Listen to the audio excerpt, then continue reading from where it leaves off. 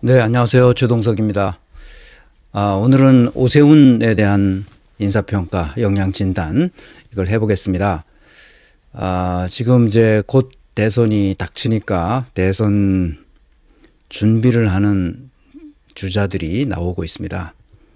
그 중에 한 분도 오세훈이라고 볼 수 있는데, 오세훈도 여러 가지 지금 이리저리 대선 출마를 준비하고 있는 것 같습니다. 그래서 대선 주자들에 대한 역량 진단 이런 걸 해보려고 합니다.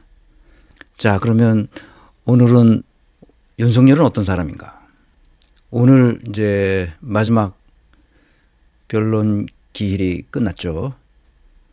그래서 어제 끝났나요? 어제 끝났군요. 어제 끝났죠. 그래서 제가 이걸 듣고 너무 심각하다. 이 사람은. 그래서 제가 쇼츠를 보다가 우원식 국회의장이 윤석열에 대해서 한 말이 있어요. 그거를 한번 들려드리겠습니다. 같이 보십시다. 쇼츠니까요. 그때는 잘 몰랐는데 제가 6월 5일 날 국회의장이 됐습니다. 제일 먼저 하는 게 대통령으로부터 축하 전화 받는 거예요. 근데 축하 전화 안 하더라고요. 왜 축하 전화 안 하지? 근데 그 다음 날 6월 6일 날 현충일 행사 가서 처음 만났어요. 근데 아는 척을 안 해요. 거기서라도 축하한다고 그러면 되는데 아무 얘기 안 하고 그냥 모르는 사람 막수하고 지나가듯이 이렇게 그냥 굉장히 서늘하구나. 그런 느낌을 받았어요. 국회에서 제일 큰 일이 국회 개원식이 제일 늦었습니다. 그렇죠. 그 이유가 대통령 안 오는 것 때문에 그랬어요. 오시든 말든 그건 대통령이 결정하시라고 그래라. 근데 결국 안 왔죠. 그때도 굉장히 불쾌했어요. 그 다음에 시정연설 특별한 일도 없는데 결국 또 안 왔어요. 서로 존중해야 그런 분위기가 만들어지는 거 아니겠어요? 그런 거 하나도 안 하고 대통령을 만나자고 제안도 했었어요. 근데 그때마다 이건 국회에서 알아서 하시라. 계속 거부당하고. 이게 국회를 완전히 무시하면서 계엄을 생각하면서 했던 태도들 아닌가. 맞죠. 자기가 왜 계엄을 했느냐. 국회에 갔더니 박수도 안 치고 자기한테 뭐 자기를 환대해 주지도 않았고 그래서 내가 계엄을 했다. 그러지 않습니까? 그러니까 웃기는 얘기죠. 난 우원식 의장이 이런 식의 그 말을 한 거를 처음 들었어요. 그래서 여러분들 소개하고 우원식 의장이 본 윤석열 어떤 인물인지를 금방 알 수 있죠. 자기가 제왕이라는 거죠. 조선시대 왕들도 이렇게까지는 안 했을 것 같습니다. 두 번째, 오늘 어제 마지막 그 변론 기일에 국회 측 장순욱 변호사의 마지막 진술이 있는데 약 한 7, 8분 되는데 그렇게까지는 말고 처음 시작하는 때 그 얘기를 들어보면 아주 훌륭한 마지막 진술이었습니다. 그래서 한번 조금만 들어봅시다. 피청구인이 오염시킨 헌법의 말에 대해서 말씀드리라고 합니다. 피청구인이 헌법에 대해 언급했던 말을 일별해 보면서 그가 얼마나 왜곡된 헌법 인식을 가지고 있었는가 하는 점을 살펴보겠습니다. 말은 같은 말을 사용하는 언어 공동체의 구성원들이 서로 소통하는 수단이자 생각을 담는 그릇이라고 합니다. 따라서 누군가가 사용하는 말이 그 말하고자 하는 대상을 제대로 담아내지 못하고 엉뚱한 의미로 심지어 정반대의 의미로 쓰인다면 더 이상 소통은 불가능할 것입니다. 만일 그 누군가가 권력자라면 개인과 개인 사이의 소통 단절에 그치는 것이 아니라 언어 공동체 전체가 큰 혼란을 겪게 될 것입니다. 피청구인은 자신이 당선된 지난 대선 시기에 자주 헌법을 이야기했습니다. 이번 대선은 반헌법적 세력과 헌법 수호 세력의 대결이라고 하면서 이 나라의 헌법을 지켜야겠다는 마음에서 대선에 나왔다라고 했습니다. 자신의 검찰총장 이력을 내세우면서 상식과 공정을 역설하기도 했습니다. 피청구인이 강조한 헌법 수호나 상식, 공정과 같은 말들은 유권자들에게 적지 않은 울림을 주었습니다. 그 결과였는지 피청구인은 대통령에 당선되었습니다.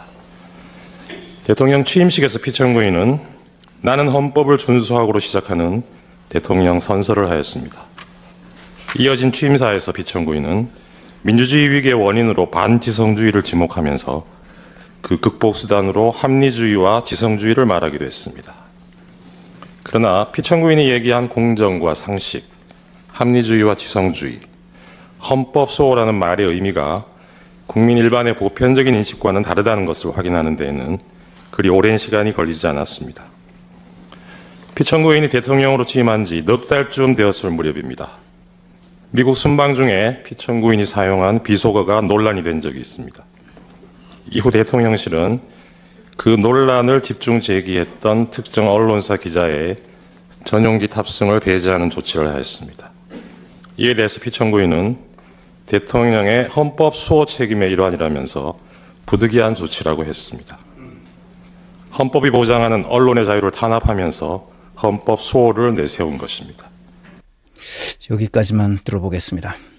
한 2분 정도 남짓 들었는데요. 장순욱 변호사의 그 논리는 아주 정연하면서도 우리에게 심금을 울리는 그런 변론이었습니다. 시간 때문에 다 틀어드리지 못하는가요? 유튜브에 많이 나와 있으니까 한번 보시면 좋겠습니다. 다들 보셨겠지만 한동훈 얘기를 잠깐 해보죠.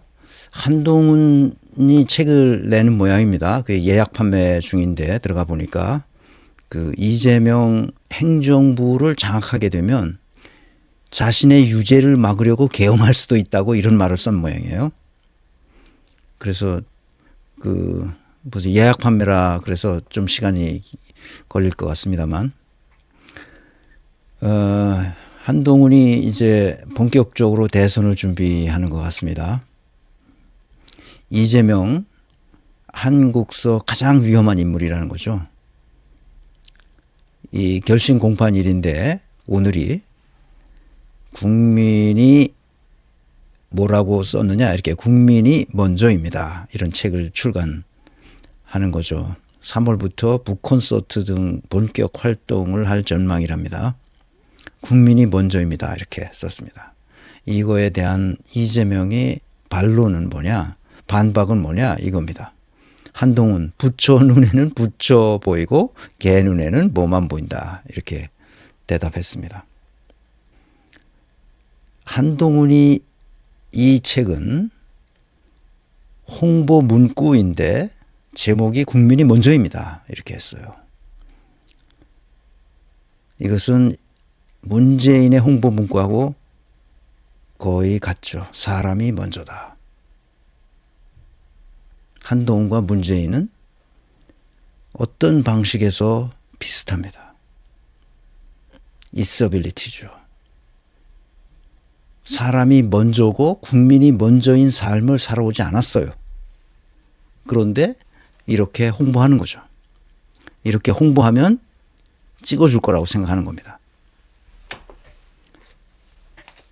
사람이 먼저다, 국민이 먼저다 이런 말을 하려면 그런 삶을 살아온 과거가 있어야 됩니다. 내가 계속 얘기하지만 그래서 우리는 과거를 항상 봐야 됩니다. 한동훈이 어떤 사람인지 알지도 못하고 고민정은 한동훈도 이재명이 포용해야 된다 이렇게 말했죠. 고민정은 사람을 보는 게 아니라 자신의 이익을 위해서 다른 사람들을 이용하거나 활용하거나 자기 이익을 위해서 복무하도록 말합니다. 고민정의 특징이에요. 그래서 이런 사람들은 정치하면 안 됩니다. 한동훈도 문재인도 고민정도. 문재인은 이미 정치 끝났으니까 더 이상 정치판에 언급하지 않는 게 좋을 것 같습니다. 사람이 먼저다 했는데 검찰총장이 돼서 조국 가족을 멸문지화시키는 것을 보고도 사람이 먼저다 이렇게 말했던 사람이죠. 자기가 한 말이 무슨 의미를 갖는지도 모르는 사람들이 지금 대다수입니다. 정치판에. 그게 가장 큰 문제입니다.